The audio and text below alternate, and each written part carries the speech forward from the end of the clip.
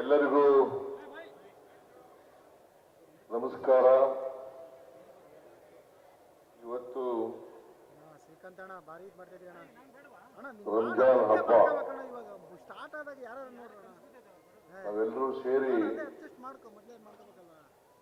ಒಟ್ಟಿಗೆ ಪ್ರಾರ್ಥನೆಯನ್ನ ಮಾಡಿದ್ದೇವೆ.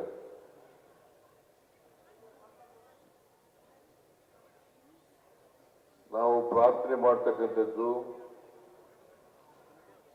ಮನುಕುಲಕ್ಕೆ ಮತ್ತು ದೇವರಿಗೆ.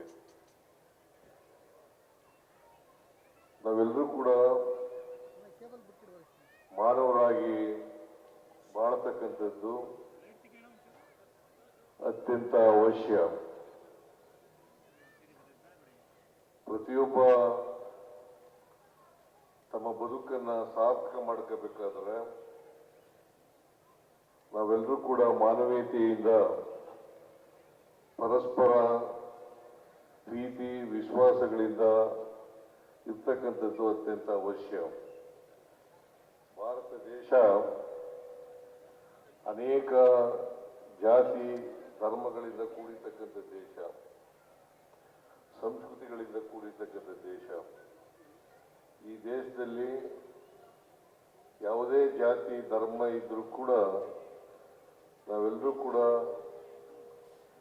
ಏಕತೆಯಿಂದ ಬಾಳ್ತಕ್ಕಂಥ, ಒಟ್ಟಾಗಿ ಬಾಳ್ತಕ್ಕಂಥ ಕೆಲಸವನ್ನ ಮಾಡಬೇಕು. ಯಾವುದೇ ಧರ್ಮ ದ್ವೇಷವನ್ನ ಬೋಧನೆ ಮಾಡಲ್ಲ. ಅದು ಇಸ್ಲಾಂ ಧರ್ಮ ಇರ್ಬೋದು, ಹಿಂದೂ ಧರ್ಮ ಇರ್ಬೋದು, ಕ್ರೈಸ್ತ ಧರ್ಮ ಇರ್ಬೋದು, ಸಿಖ್ ಧರ್ಮ ಇರ್ಬೋದು.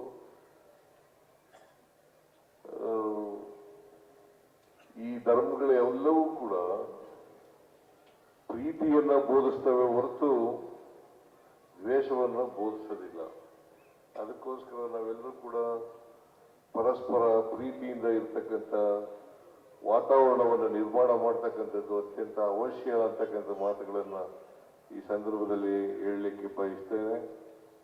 ಎಲ್ಲ ಮುಸಲ್ಮಾನ್ ಬಾಂಧವರಿಗೆ, ದೇಶದ ಎಲ್ಲ ಮುಸಲ್ಮಾನ್ ಬಾಂಧವರಿಗೆ ಈದ್ ಮುಬಾರಕ್, ಈದ್ ಮುಬಾರಕ್. ಎಲ್ಲ ಮುಸಲ್ಮಾನ್ ಬಾಂಧವರಿಗೂ ಹಬ್ಬದ ಶುಭಾಶಯಗಳು.